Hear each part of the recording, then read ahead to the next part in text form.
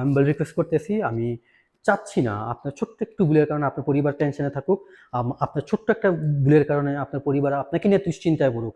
আপনি নিজে বিপদে পড়েন। টার্গেট রাখছে মালয়েশিয়ান ইমিগ্রেশন, সেটা প্রত্যেকবারই তারা রাখে। হ্যাঁ, তবে এবার একটু তাদের ফোকাসটা বেশি এখানে অবৈধ শ্রমিকদেরকে ধরার জন্য। মালয়েশিয়া ইমিগ্রেশন এবার তার সব দিক থেকে তারা একটু ধরপাকড়ের ব্যাপারটা একটু বাড়াই দিছে। অন্যান্য বছরের তুলনায় তারা বিভিন্ন স্টাইলে কায়দা এখন অপারেশন দিচ্ছে। আমার যতটুকু বলার দরকার ছিল, মেইন ভিশনটা ছিল আমার এই ভিডিওতে যে যারা অবৈধ প্রবাসী, কোম্পানি চেঞ্জ, ডিস্ট্রিক্ট চেঞ্জ, তারা এবার ঈদে রুম থেকে বের না হই খুব প্রয়োজন ছাড়া।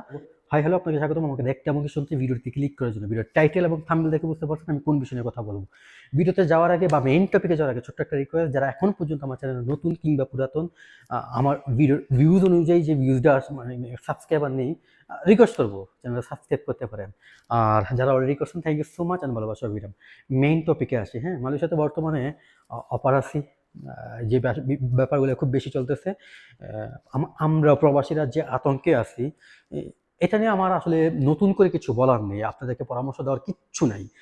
আপনারা অনেকেই জানেন কিভাবে কি করলে ভালো হয়, কিভাবে কি করলে সেফটি আসে বা সেফ থাকা যাবে। তারপরেও অনেকেই সেফ থাকার পরে দরকার আসলে কপালে যা থাকে আর কি, তারপরেও আমাদের হাতেও কিছু থাকে, কিছু করার থাকে। আমরা একটু যাতায়াত কম করা, বের হওয়া, রুম থেকে না হওয়া। সামনে ঈদ, তো সামনে ঈদকে রেখে আমি জাস্ট কয়েকটা কথা বলবো এই ভিডিওতে। যারা অবৈধ কিংবা আপনারা পাসপোর্ট জোহর বারুর কিংবা পাসপোর্ট কেলের, আপনারা এই সময়কালটা, ঈদের সময়কালটা তারা টার্গেট রাখছে মালয়েশিয়ান ইমিগ্রেশন, সেটা প্রত্যেকবারই তারা রাখে। হ্যাঁ, তবে এবার একটু তাদের ফোকাসটা বেশি এখানে অবৈধ শ্রমিকদেরকে ধরার জন্য।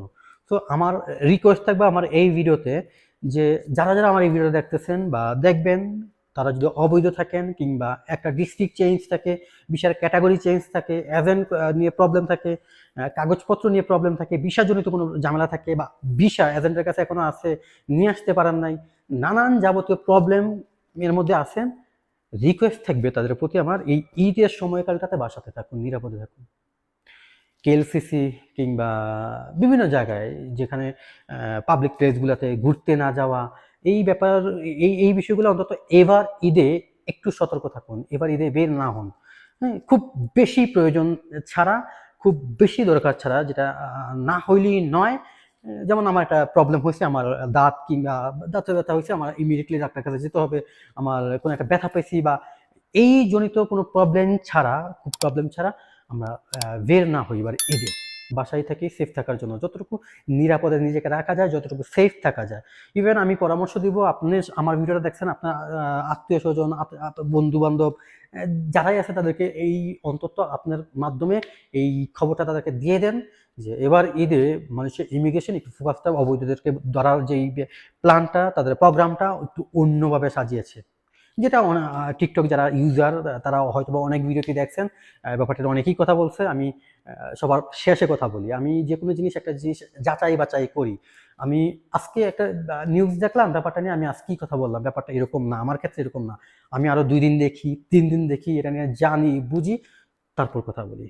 আমি কখনোই চাই না আমার ভিডিওর মাধ্যমে কেউ আতঙ্কে থাকুক, ফেক কোনো তথ্য দিয়ে আমি কাউকে ডিস্টার্ব করি বা বিরক্ত ব্যাপারটা আসুক, কারো ক্ষতি হোক, কারো মানসিক অশান্তি আসুক, কেউ প্রবলেম ফেস করুক, কেউ এটা নিয়ে বিভ্রান্তিতে পড়ুক, আমি কখনোই চাই না। আমি আমার ভিডিওগুলোতে, প্রত্যেকটা ভিডিওতে আমি ঘুরিয়ে পেঁচিয়ে কোনো কিছু বলি না, আমি সোজা সাপটা কথা বলি।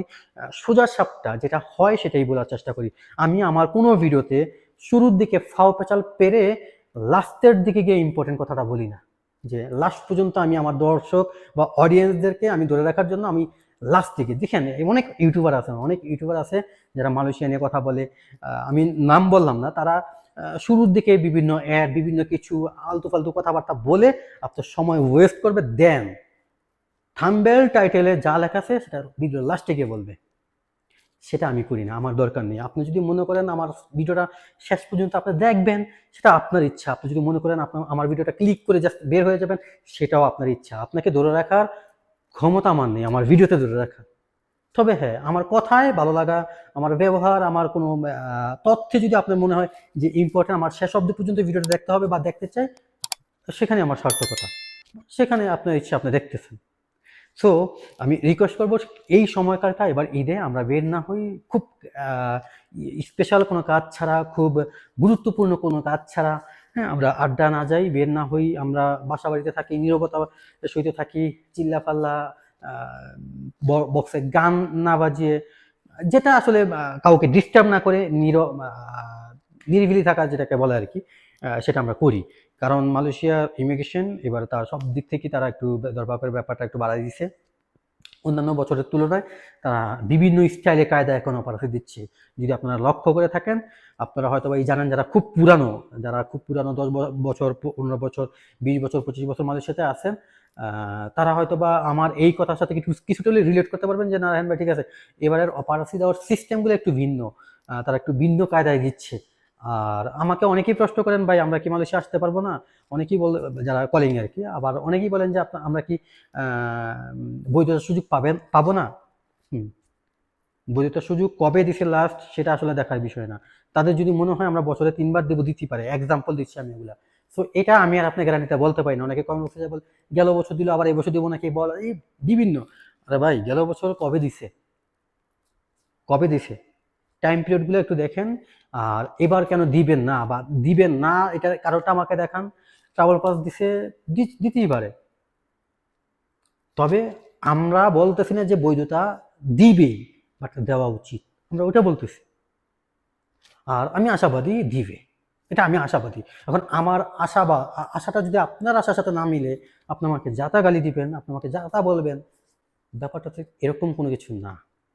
সো এতটুকুই আমার যতটুকু বলার দরকার ছিল। মেইন ভিশনটা ছিল আমার এই ভিডিওতে যে যারা অবৈধ প্রবাসী, কোম্পানি চেঞ্জ, ডিস্ট্রিক্ট চেঞ্জ, তারা এবার ঈদে রুম থেকে বের না হই খুব প্রয়োজন ছাড়া। আমি রিকোয়েস্ট করতেছি, আমি চাচ্ছি না আপনার ছোট্ট একটু ভুলের কারণে আপনার পরিবার টেনশনে থাকুক, আপনার ছোট্ট একটা ভুলের কারণে আপনার পরিবার আপনাকে নিয়ে দুশ্চিন্তায় পড়ুক, আপনি নিজে বিপদে পড়েন। এতটুকুই। সো ভিডিওটা আমি আর বেশি বড় করব না, দীর্ঘ করব না। সবাই ভালো থাকবেন, সুস্থ থাকবেন। ভিডিও ভালো লাগলে অবশ্যই লাইক করবেন, শেয়ার করবেন। ভিডিও সম্পর্কিত যেই কোনো মতামত অবশ্যই কমেন্ট বক্সে জানাবেন। আর আবারও রিকোয়েস্ট, যারা আমার এই চ্যানেলে আসেন, ভিডিও দেখেন, ভিউজ তো অনেক হয় মাশাআল্লাহ, সে অনুযায়ী কোনো সাবস্ক্রাইবার নাই, প্লিজ চ্যানেলটি সাবস্ক্রাইব করবেন। যারা অলরেডি করছেন, thank you so much and ভালোবাসা বিরাম।